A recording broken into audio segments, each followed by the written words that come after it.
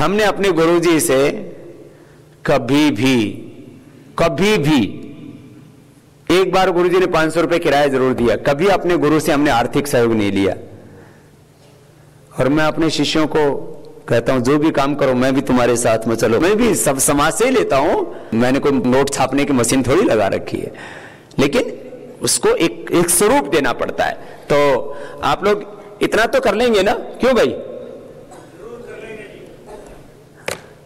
वैसे तो होना तो चाहिए 50-50, लेकिन मैंने 70-30 कर दिया है।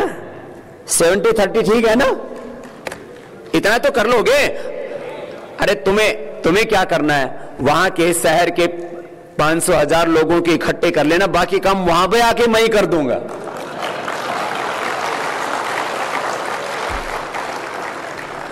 बताओ, तुम्हारे पास में इतना बड़ा ब्रांड है, सारी दुनिया तो ब्रांड और प्रोडक्ट पर चल रही है ना।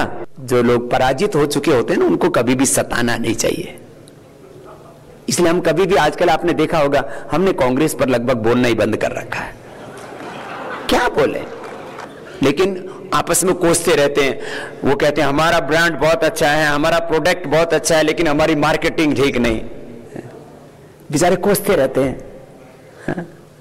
तो भैया, तुम्हारा ब्रांड बहुत जबरदस्त है, तुम्हारा प्रोडक्ट बहुत जबरदस्त है, थोड़ी सी मार्केटिंग तुम भी कर लो। देखो, मार्केटिंग का मतलब प्रचार प्रसार। देखो, सत्य का भी प्रचार प्रसार करना पड़ता है। सब महापुरुषों ने काम किया है। आजकल वो कॉर्पोरेट सेक्टर में हो रहा है, एक अलग बात है।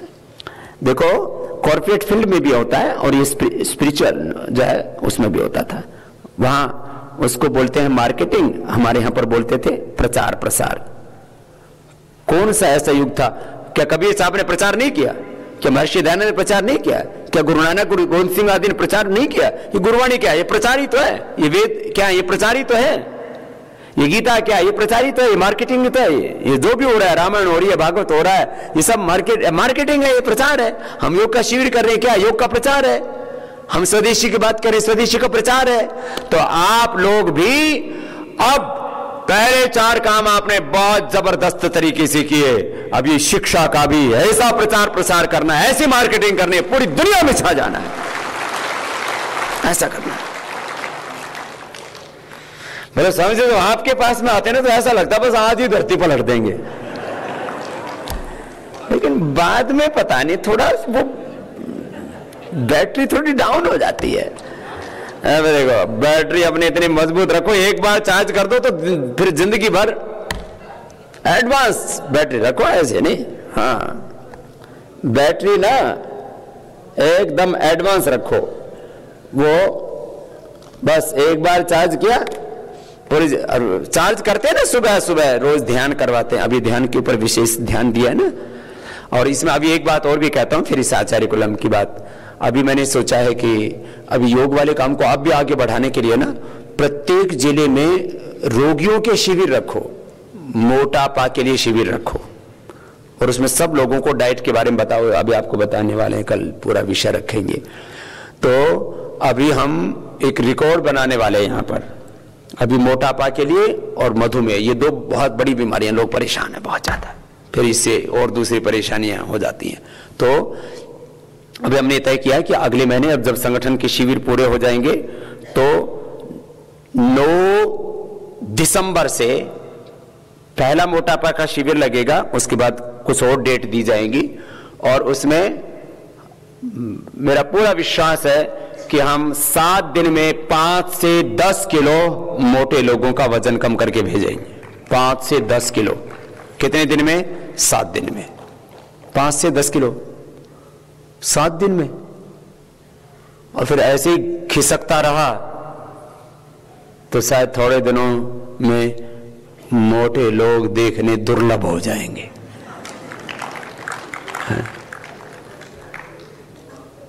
बस खाना कंट्रोल से देंगे, एक ट्रेनिंग दे देंगे। आज आप लोगों ने भी कुछ कम खाया ना। मुझे पता लगा नाश्ता 2 बार खत्म हो चुका था, कम ही खाया आप लोगों ने। देखो, आहार संयम भी सीखो। इसमें सबसे बड़ा एग्जाम्पल सेट किया हमारे देश में जैनी लोगों ने, बहुत बड़े बड़े उपवास करते हैं। तो आप लोग थोड़ा आहार संयम भी सीखो। तो ये मैं कह रहा था, रोगियों के शिविर बहुत दिन हो गए थे, क्योंकि पूरे देश भर में अभी तो लगातार यात्राएं चलती रहती थी। कभी साल में 1-2 शिविर मिलते थे यहाँ, जो रोगियों के लिए आवासीय शिविर। सबसे पहले आवासीय शिविर जब शुरू किए थे, कितने मुश्किलातों के बीच में होते थे। किराए के जो है धर्मशालाएं लेते थे, पंडाल बनाते थे, न हॉल न कमरे, कुछ भी नहीं। ऐसे ही अभावों के बीच में और प्रतिकूलताओं के बीच में ये सारा सेवा का काम आगे बढ़ता रहता। तो आप लोग भी अपने वहाँ शिविर लगाना, पूरी आपको ट्रेनिंग दे करके भेजेंगे। तो मोटापा के लिए सबसे बड़ा आकर्षण का केंद्र अभी है, क्योंकि ये बहुत तेजी से बढ़ रहा है मोटापा, फिर भी शुगर और तमाम तरह की चीजें। खैर, आचार्य कुलम जो है उसके लिए आप लोग भी जब लोगों से आह्वान करेंगे तो इसमें वाहन भी भूमि के रूप में, भवन के रूप में, वाहन के रूप में क्या है कि करीब 1000 बच्चों को लाना है, तो उसके लिए बस आदि और दूसरी चीज़ों की आवश्यकता पड़ेगी, वो भी वहाँ पर रहेंगी। कुछ लोग समय देंगे। मैंने जब ये आह्वान किया, एक ही दिन बोला मैंने इस विषय में, तो ऐसे सैकड़ों लोगों के फोन आए, बोले बाबा जी हम निःशुल्क पढ़ाने के लिए तैयार हैं। मैंने आह्वान तो ये किया था कि आचार्य कुलम में जो वेतनमान भी होगा वो आज जितने भी टॉप एजुकेशन इंस्टीट्यूट्स हैं उनसे कम नहीं होगा, बल्कि उनके बराबर या उससे ज्यादा ही होगा। आज के देखो पैसा भी एक जरूरत हो गई है, तो जहां अच्छा पैसा मिलता है तो जो टैलेंट जो उधर चला जाता है। जो बहुत बुद्धिशाली लोग होते हैं फिर पैसे का थोड़ा लोभ तो आ ही जाता है। तो कुछ लोग उनका बाबा हमको पैसा चाहिए ही नहीं, ये इतना बड़ा सेवा का काम ही हमारा सौभाग्य है। अपने यहाँ पर भी आचार्य कुलम में ऐसे अपने वॉलेंट्री सेवा देने वाले करीब जो है कुछ टीचर्स हैं, कुछ उसमें जो है हमारे सेवावर्ती भाई बहन, करीब ऐसे करीब जो है ऐसे कम से कम एक आचार्य कुलम में 25 से 50 सेवा देने वाले लोग होने चाहिए, जो परमानेंट सेवा। जैसे किसी को रेसिडेंशियल बनाना है, तो अभी जैसे अपने यहाँ 400 बच्चे हैं, तो 25 तो हमारे पूर्णकालिक कार्यकर्ता उसमें लगे हुए हैं।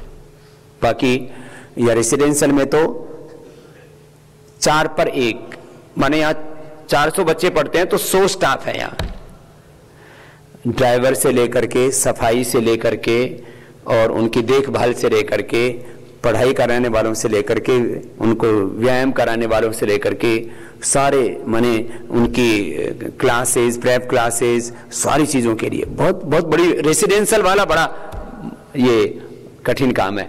लेकिन डे बोर्डिंग वाले में उतनी असुविधाएं नहीं होती हैं, इसलिए 99% जो पूरे देश में खुलेंगे आचार्य कुलम वो डे बोर्डिंग वाले होंगे। तो उसमें क्या होगा, करीब 12 घंटा बच्चा वहां रहेगा, घर खाली सोने के लिए जाएगा, सुबह 7 बजे से लेकर के करीब शाम को 7 बजे तक। कैसा रहेगा, करीब 12 घंटा वहां रहेगा। बस घर से तो तैयार होके आ जाएगा, कुछ थोड़ा बहुत समय मिलेगा, और बच्चे को पढ़ाने के साथ साथ माँ बाप को भी पढ़ाएंगे। सप्ताह में 1 दिन माँ बाप के लिए भी वहां पर ट्रेनिंग रखी जाएगी और उसको संस्कार दिए जाएंगे। और आचार्य कुलम में पढ़ने वाले बच्चों के लिए कि ये भी शर्त हो कि उसके माँ बाप का भी निर्व्यसनी होना जरूरी है। दारूबाजों के, बीड़ी सिगरेट पीने वालों के बच्चों को नहीं पढ़ाएगी। यदि बच्चे पढ़ाने हैं तो पहले बीड़ी सिगरेट छोड़ो, बाद में पढ़ाओ। क्योंकि हम उधर से उसको कहें अच्छे संस्कार दें और वहां जाकर के हम इधर उसको हवन कराएं और वो ऊपर से हवन कर रहा, फूक रहा, ये नहीं चलेगा। तो ये पूरा इसका एक पूरा स्वरूप रखा है। तो ये, और इसमें बहुत कुछ है, अभी तो बहुत कुछ है इसमें। आवासीय तो पूरे देश में 10-15 भी हो जाए तो बहुत है। हाँ, डे बोर्डिंग वाले ही होंगे 99%, और एक इस बारे में तो बहुत बड़ी योजना है, उसको फिर कभी विस्तार से रखूंगा, लेकिन मैं ये कहना चाहता हूं कि अब 3 पर फोकस करना अपने को मुख्य रूप से, वह उसको सर्वोच्च प्राथमिकता के साथ आगे बढ़ाना है। स्वस्थ भारत, उसमें योग की कक्षाएं और पूरा स्वच्छ भारत और ये शिक्षित भारत वाला काम। तो आचार्य कुलम के लिए अभी कितने ऐसे अभी तो क्योंकि पूरी अभी इस बार कितने प्रांतों को बुलाया है? 6 प्रांत इस बार आए हैं, अभी मुख्य कार्यकर्ताओं को बुलाया। ऐसे अलग अलग प्रांतों को, छोटे बड़े प्रांतों को मिला के दिसंबर तक, 7 दिसंबर तक ये संगठन का ट्रेनिंग कैंप चलेंगे। तो अभी कितने ऐसे भाई हैं जो आचार्य कुलम के लिए भूमि का प्रस्ताव लेकर के आए हैं? आपके बीच में से खड़े हो जाएंगे जरा, जो आचार्य कुलम के लिए भूमि का प्रस्ताव लेकर के आए कि हमारे यहां पर भूमि देने के लिए लोग तैयार हैं, और हमने भूमि की शर्त रखी थी कि कम से कम 2 एकड़। महानगरों में तो 1 एकड़ भी हो जाता, दिल्ली का और मुंबई आदि में, लेकिन आपको आश्चर्य की लगेगा कि हमारे पास में गाजियाबाद जैसे शहर में भी 7-7 एकड़ जमीन के प्रस्ताव लेकर के लोग आ चुके हैं, बड़े महानगरों में भी। तो आप लोगों के यहाँ कम से कम 2 एकड़ वाले हैं ना? 5 एकड़, 4-5 एकड़ जमीन, क्योंकि इतना तो चाहिए बच्चों के लिए ग्राउंड। 2 एकड़ कम से कम, कि 1 एकड़ में 1 एकड़ से कम में ग्राउंड क्या कम बनेगा? तो जब हमारा एजुकेशन का सिस्टम वर्ल्ड में सबसे लेटेस्ट होगा, सबसे एडवांस होगा, लेटेस्ट पूरा एजुकेशन का सिस्टम रहेगा, तो उसमें हमारा इंफ्रास्ट्रक्चर भी सारी का सारा लेटेस्ट ही होना चाहिए। तो इतने आचार्य कुलम के लिए तो आप ही प्रस्ताव लेके आगे। मुझे लगता है 7 दिसंबर तक पहुंचते पहुंचते कम से कम 500 प्रस्ताव आ चुके होंगे। आप लोग आ जाइए, एक बार ऊपर मंच पर आइए जरा, एक बार इनके लिए जोरदार तालियां हो जाए भाई। ये हमने पहले से ही एक, क्योंकि भाई जयदीप जी, भाई राकेश जी आदि बैठकों के लिए गए थे, तभी प्रस्ताव रख करके आए थे और कुछ लोगों ने उस पर काम करना शुरू कर दिया था। ये है हौसला। आइए इधर से आते जाइए, मैं थोड़ा थोड़ा पूछता भी जाऊंगा ना इस बहाने। कहां से है बाबा जी? झारखंड, गोड्डा जिला से।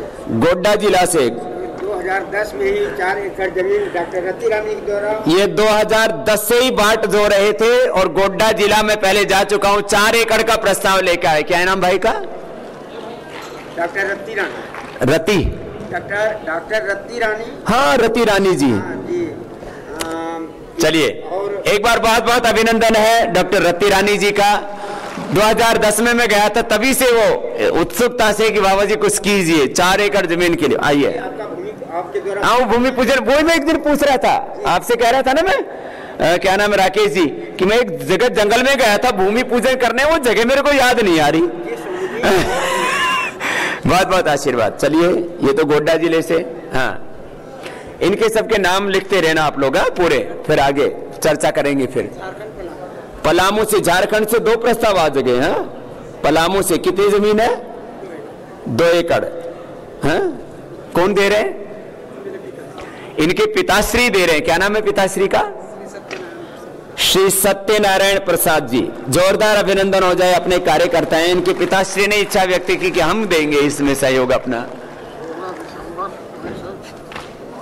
10 को आप शिलान्यास कर चुके हैं हमारे। ओ, तो ये भी जो है 2010 में ही, कौन सी जगह? देव, हाँ, वो तो काफी बड़ी जगह है, वो तो देवघर में ना। देवघर में मैं खुद गया था, वहां कितना बड़ा कंपाउंड है? 1000 का है, लेकिन दूसरा प्लॉट है। तो देवघर में हमारे भाई, क्या नाम है, ओंकार जी। आप कहां से, सकल कैसे हो गया? परिवार में किसी का जो है स्वर्गवास हो गया था, तो हमारे ओंकार जी पुराने हमारे संरक्षक सदस्य सबसे पहले वहां बने देवघर से। उस समय 2.5 लाख रुपए दान दिया, और उसके बाद तो लगातार सेवा में लगे हुए, और अब वहीं फाउंडर मेंबर। फिर गाड़ी दिया, और अब फिर बोले ये काम तो सबसे पहले हम हैं। बहुत आशीर्वाद ओंकार जी। हाँ, ये तो झारखंड वाले सबसे पहले आ गए हैं। गढ़वाल में, गढ़वा से कितनी जमीन है? 10 एकड़। कौन है देने वाला? दंडई प्रखंड में 10 एकड़ गढ़वा। सब कागज आदि लेकर के आए हैं। 10 एकड़ वहां गांव वाले कह रहे हैं कि हमको देना है, इस काम को हमारे यहां करना। बहुत आशीर्वाद।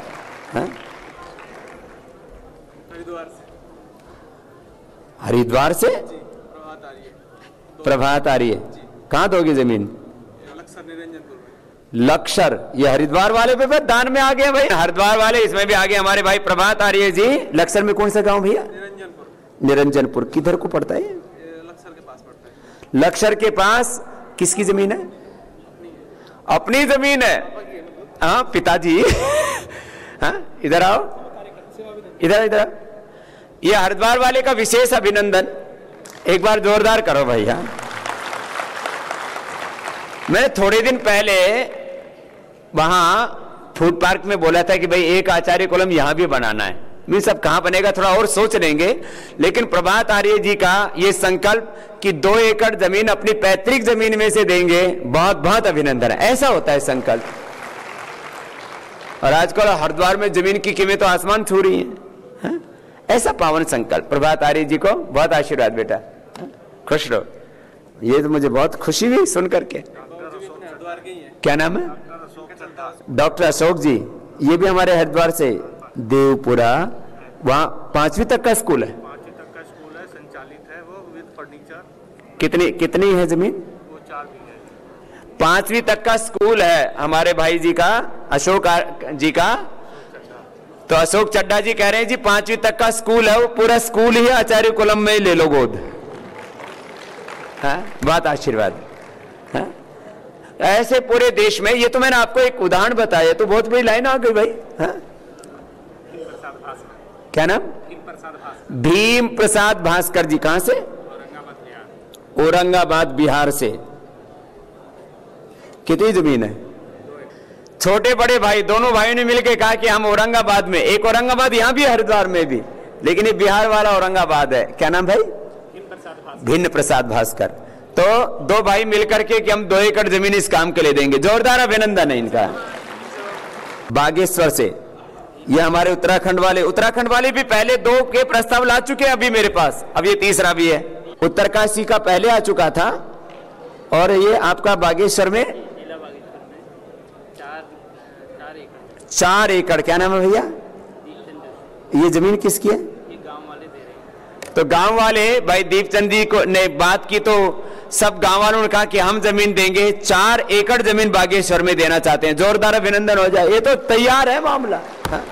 बात आशीर्वाद भाई। रामगढ़ जिला, रामगढ़ झारखंड, गोला प्रखंड से। वहाँ एक 8 हिस्सेदारों का एक परिवार है, वो 3 एकड़ जमीन दे 3 एकड़ जमीन देना चाहते हैं रामगढ़ झारखंड में। जोरदार अभिनंदन हो जाए। हाँ, और वो 8 भाई हैं, 8 हिस्सेदार हैं कि हमारे ये 3 एकड़ जमीन हम देंगे इस सेवा के लिए। हाँ, बहुत आशीर्वाद। हाँ, लुधियाना से कितनी जमीन है बेटा?